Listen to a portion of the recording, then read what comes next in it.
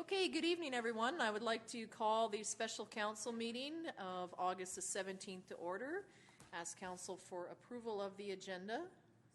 Moved by Councillor Parkinson, seconded by Councillor Logans. Any questions? All those in favor? Opposed? Carried unanimously. Thank you. So we're going to move right into the public question and comment period. There's just the two items on tonight's agenda, so if anyone has any matters particular, if you could please come forward and state your name and address for the record.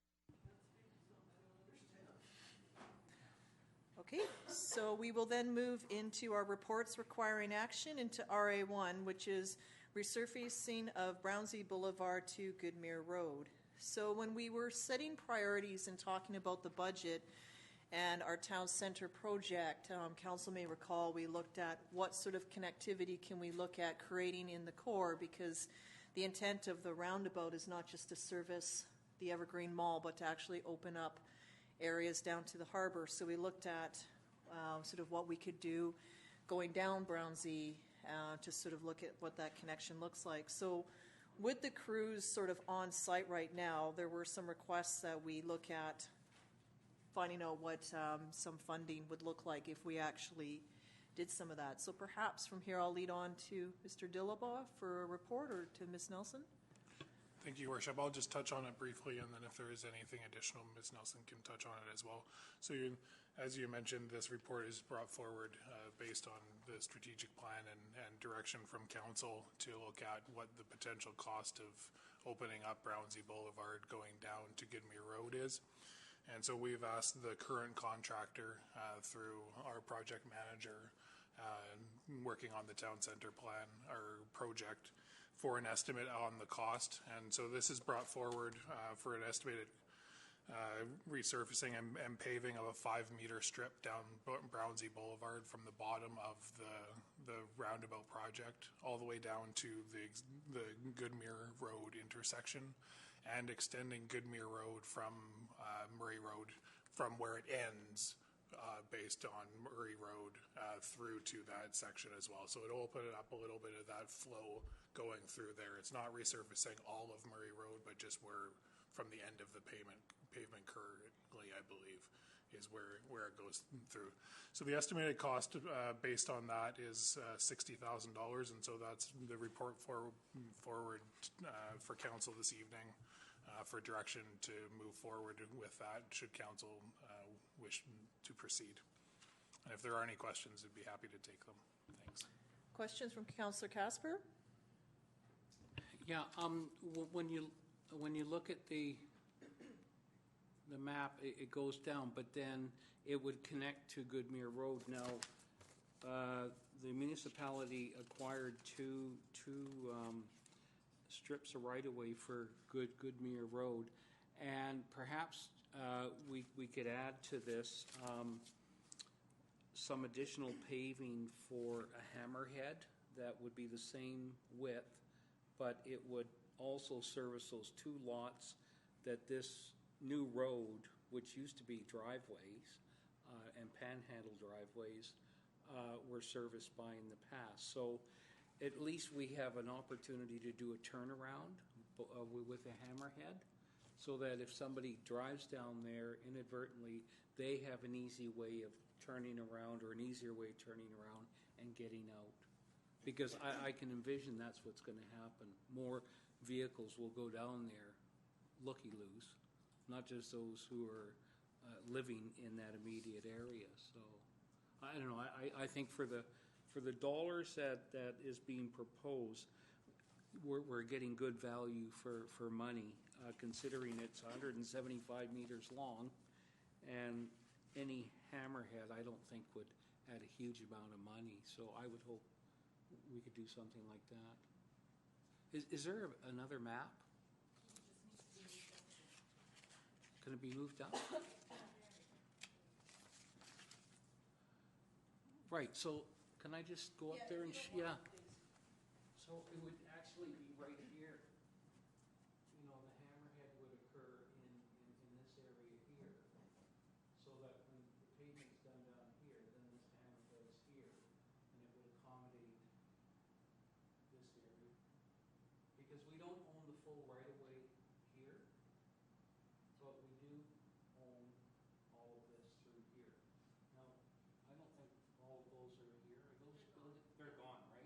So there's no problem there. And then this property serviced, and then this here lot would be serviced too. But it just seems to, logically, if we're gonna do it, we might as well do it as close to right as possible. And then that will give us more incentive to carry on with the, getting Goodmere Road done. Can I Ms. just, Elizabeth? through you, clarify, through you, Madam Mayor? The Goodmere connection, it does tie to the existing Goodmere Road, right? But you're thinking people will just come down and want to turn around and go back up, okay. And if you look on the right property, there is their driveway does actually veer out above the tree and comes to the right of the property there. Right. So that's how it is serviced at this time. But, if I may just carry on, in the long run, that's probably not gonna happen anymore, when you think long-term. And Definitely. so I look at it this way, for the amount of money that's involved with that additional amount of pavement, you could actually go right to the end of our right-of-way on either side of Brownsea Boulevard. Go right to the end, stop on each side, and be done with it. And then when the next work comes forward, or the next series of recommendations come forward, we just connect to that blacktop. And then it's done. I don't know, that's my suggestion for what it's worth. Councillor Ray? Thank you. Now, with this road going through for the extension for Goodmere, if I remember correctly, one of the things that I did mention when we were looking at priorities was that there's a number of properties along the waterfront that have done things so that where there's supposed to be public access to the water, people can't get to the water. And so I'm just wondering, in terms of here, with that road going in, is there not a dedicated strip of land that is supposed to go down to the water? There is actually where those 3 mobile homes or those areas are that we just said are gone. You can see there's a strip going just south right beside there, about a 6-meter strip. Yeah, Okay. that goes down to the water. So I'm just wondering if this would be an opportunity, and I don't know what it would take, but I would certainly like to see the district start to make sure that where there should be public access to the water, that we start making sure that it occurs, and this would be an opportunity. I don't know if we need to sort of do like we did along Wadham's Way and Church with the trail. But this, I think, would also be a great opportunity to make sure that that gets opened up so people can start getting down to the water. Councillor Parkinson? So that would fall under the Parks and Trails Committee for making the trails for the different accesses down to the waterfront, because that's what we had put like for the agenda for the upcoming meeting in September, to look at all our parks and for where the trails are going to go. So to clarify then, in terms of what the recommendation is here, it states that council directs staff to proceed with the interim paving of the remainder of Brownsea Boulevard and Goodmere Road as noted. And then Councillor Casper, would you like to add an amendment then? We haven't moved this yet, but to add on that the right-of-way at the bottom of Brownsea also be included in the resurfacing? Or, Yes, and that would be the Goodmere right-of-way. yeah. We can certainly, if you'd like to have it added there, we can. If not, based on this discussion and this recommendation, we will proceed with that as well, just with the existing recommendation. Yeah. Okay, so then that would cover that off. So Councillor are you moving that then? Yes. Okay, Yes, moved I'll by second that. Councillor Second. Casper, seconded by Councillor Ray. Any discussion on the motion? Anything further? So this will then just roll ahead as quoted here. It won't come back for further discussion. We'll just get on with it then. Councillor Parkinson? And there will be no questions afterwards about what the additional cost will be? We just Well, move there might forward be. with it, right? Yes, well, it's stated it's 60,000, which includes the contingency, so we are going to be going over that amount to cover off this extra. Right, I There understand that. probably will be a question or two, because we always want to know what the final bill was. Right. Yeah. But we can still move forward with But it. we're moving along, yeah. Okay, just making sure. Okay. Anything Anything further on the motion? All those in favor? Opposed? Carried unanimously. Thank you. So that brings us to RA2. This is our ornamental streetlight options for the town center upgrades project. So what's been included under the agreement that we have with the ministry is they're putting in their standard lighting, as you can kind of see on the attached illustration, which are sort of the, I guess they're called Cobra head lighting. However, council does want to take the opportunity to put in the decorative ornamental light features, so that's where this lighting plan has been brought forward for discussion. So, Mr. Dillabaugh, I'll hand that over to you. Thank you, Your Worship. Again, this report is brought forward based on discussion of council previously, and you'll notice in the drawing the orange highlighted locations. I'll point out that the one down at the bottom of Brownsea Boulevard is part of the current project, so it would not be an additional one that would be up for discussion. So there's 6 potential locations for additional ornamental lights. And the suggestion or recommendation would be to have ornamental lights the same as what we have on Wadham's Way for those. The other thing that I would point out is that the Cobra lights that are for the project and around the roundabout do have the banner arms as well on them, and so they are included. The estimated cost that we have based on the recently completed Wadham's Way is $6,000 per light.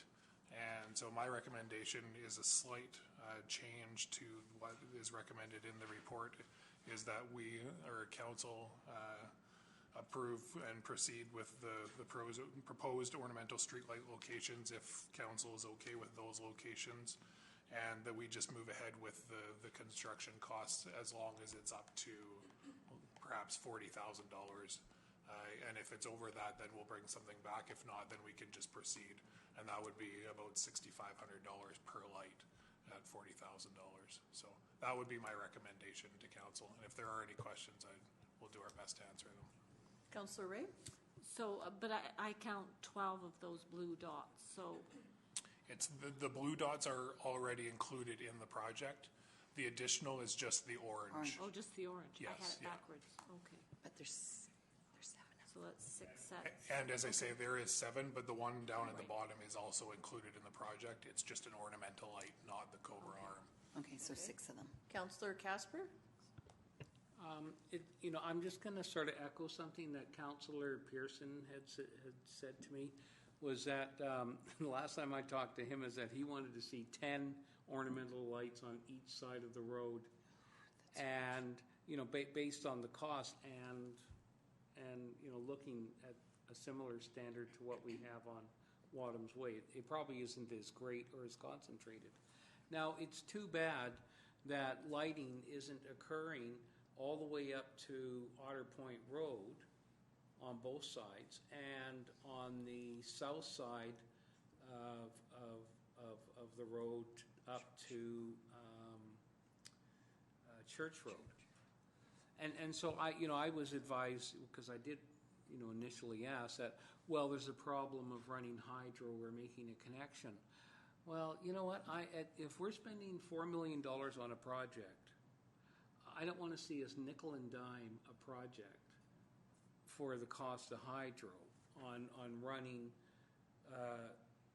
electricity for additional lights. That's how I look at it, because you'll see businesses and people complain, well, how come you didn't finish the project? And in my mind, it should look relatively even. A light here, offset, a light here, offset, a light here, offset, taking into account all the driveways and all those factors.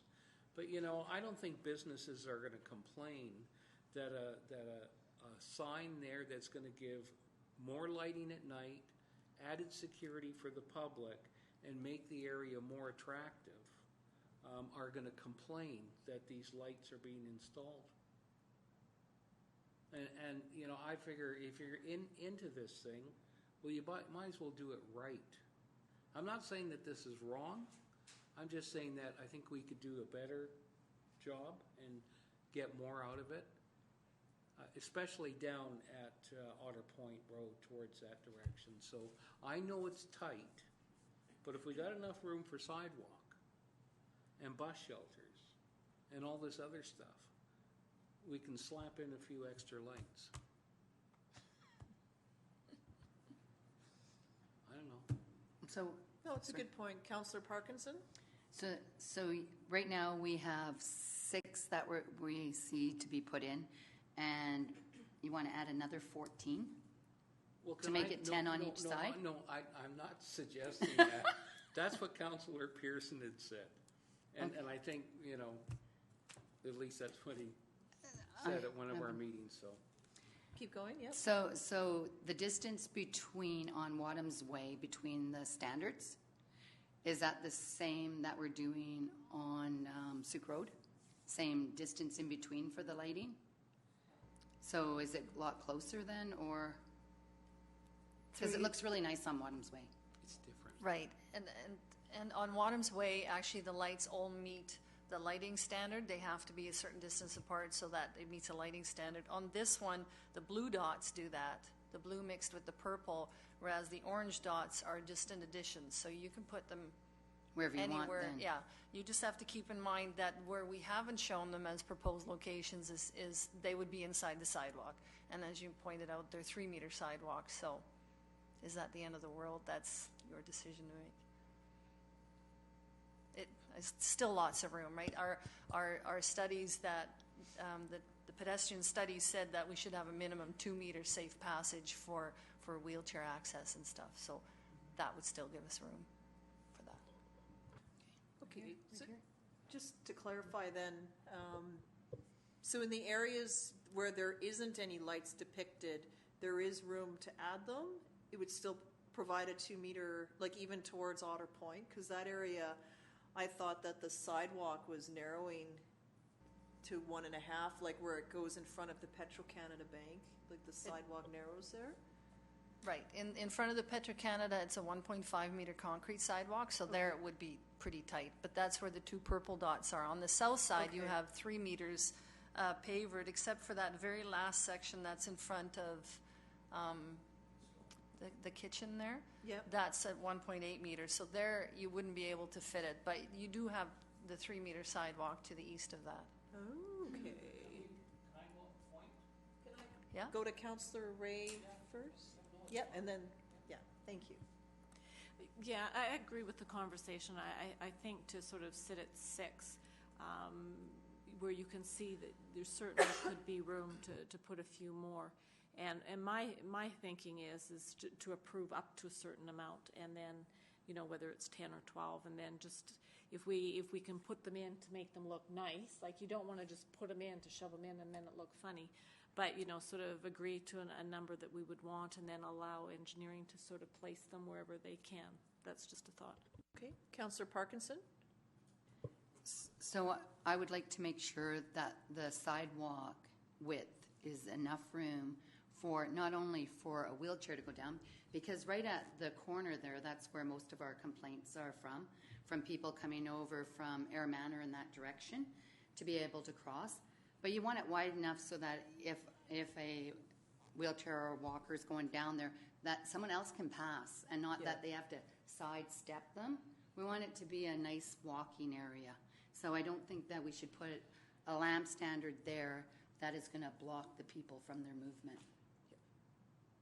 Okay. Councillor Casper?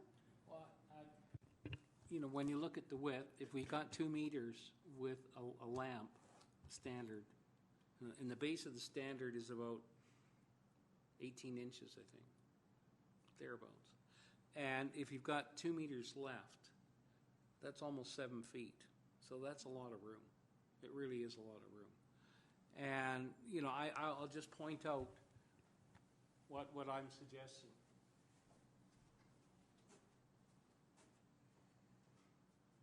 Something along here, along this, just to fill this void here, if it's possible. So maybe 2 there, if possible? And something up here or here, if possible. And, do we really need 2 here in this medium? Because it shows 2 in this medium. It shows 2. you're bringing two that close, is that going to give value when there's nothing in this one? And there's nothing here and nothing here. So I just throw that out as a suggestion. And if it's feasible to do it, then why not do it? And I know it wasn't factored in, in the original estimates, but that's why we're here, is Yep. to solve a problem. Exactly. Councillor Logans? Yeah, I just wanted to say that I'm definitely agreeing with what Casper was just saying about the placement.